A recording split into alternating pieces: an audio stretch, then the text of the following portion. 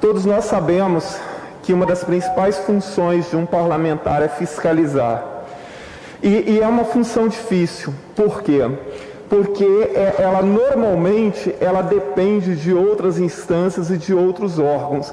Então você fiscaliza, mas a sua ação vai até o momento em que dali em diante, ou o Ministério Público, ou o Tribunal de Contas, ou o Judiciário tem que assumir isso. Você não consegue dar cabo de ir até o final, porque a sua função ela tem uma limitação. Nós batalhamos desde 2015 aqui, nesta casa, para acabar com a inconstitucionalidade do mau uso do dinheiro público para a educação. Mais uma vez, resumindo, estados e municípios são obrigados a aplicar 25% da educação, um dinheiro que é chamado de manutenção e desenvolvimento da educação, que está regulamentado na LDB, artigos 70 e 71. Aqui no Estado, parte desse dinheiro passou a ser utilizado há muito tempo para o pagamento de aposentados e pensionistas. Aqui no Espírito Santo, o absurdo foi tanto que o Tribunal de Contas, para além de não coibir isto, e nem a Assembleia Legislativa tampouco, o Tribunal de Contas criou uma resolução para amparar esse absurdo. E assim, desde 2012, apoiado por essa resolução do Tribunal de Contas, que é vergonhosa, mais de 5 bilhões de reais deixaram de ser investidos na educação do Estado do Espírito Santo. Isso eu estou falando só em nível estadual, porque a resolução do Tribunal de Contas passou a autorizar que municípios também fizessem isso. Foram anos de luta. Em 2017, nós fizemos a denúncia na Procuradoria-Geral da República em Brasília.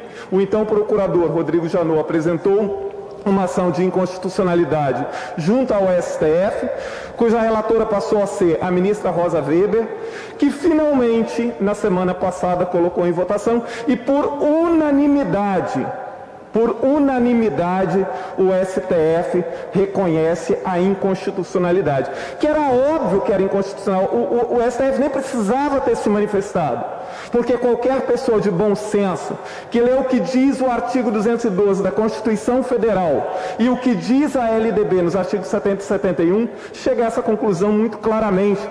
Até porque é o óbvio do óbvio. Pensões e aposentadorias não contribuem para a manutenção e desenvolvimento da educação simples desta forma. Nós tentamos muitas vezes, tentamos aqui nesta casa, tentamos junto ao próprio Tribunal de Contas e nada foi solucionado. Eu quero parabenizar o Ministério Público de Contas do Estado do Espírito Santo. Atenção, não é o Ministério Público do Estado do Espírito Santo, é o Ministério Público de Contas do Espírito Santo, que vem alertando há muito tempo que o Ministério Público de Contas vem alertando sobre essa situação. Quero parabenizar sobremaneira o procurador Dr. Heron Oliveira, que fez a sustentação, inclusive, junto ao STF, porque é a parte interessada nesta ação também. No ano passado, mais uma vez, nós fizemos uma representação junto ao Tribunal de Contas do Estado para que não fossem aprovadas as contas do governador até que se acertasse essa situação da questão dos 25% aqui no Estado. E aí, vejam e ouçam com atenção o que disse o atual presidente do Tribunal de Contas a respeito da ação que nós impetrávamos uma vez mais no Tribunal de Contas. Primeiro, o atual presidente parabeniza o relator em seu voto, o relator que tinha relatado contra, a nossa ação mais uma vez. E então segue o atual presidente do Tribunal de Contas. Se estivéssemos agora acatando o pedido do parlamentar, o parlamentar, no caso, sou eu, estaríamos jogando o Espírito Santo num abismo fiscal. Esta é a conclusão central do pedido. Quero reforçar que a nossa resolução que disciplina esta matéria está amplamente ancorada no ordenamento jurídico brasileiro, com 0% de dúvida. Ora, e agora? com a unanimidade do STF dizendo da inconstitucionalidade e o 0% de dúvida do Tribunal de Contas do Estado do Espírito Santo. E mais adiante, ele diz...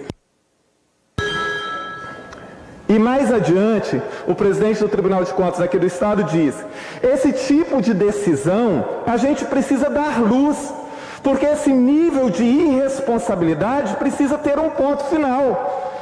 Irresponsabilidade, ele estava se referindo a mim, que eu estava sendo irresponsável ao pedir aquilo que era constitucional, que o Tribunal de Contas não usasse mais a Resolução 238, que imediatamente se cessasse o uso irregular e ilegal do dinheiro da educação aqui no Estado. E agora, eu digo, a quem cabe a irresponsabilidade?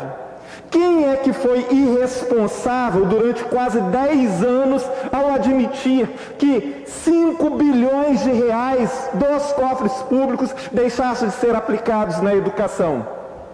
E se agora encontrarmos caminhos jurídicos para que o Estado devolva cada centavo disso para a educação, os conselheiros do Tribunal de Contas do Espírito Santo deveriam ser responsabilizados, porque foi de uma irresponsabilidade imensa fazer uma resolução para amparar uma ilegalidade desse tamanho.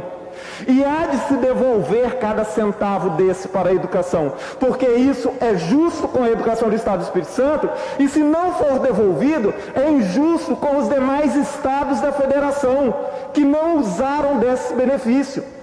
Cerca de 20 estados da federação não fizeram isso. Então, quero deixar aqui só mais um minuto, presidente. Meus parabéns mais uma vez ao Ministério Público de Contas do Estado do Espírito Santo. E agora resta provado, muito claramente, quem agiu com irresponsabilidade durante todos esses anos, acobertando vergonhosamente uma maquiagem mal feita e descabida do orçamento do Estado dos últimos 10 anos. Muito obrigado, presidente.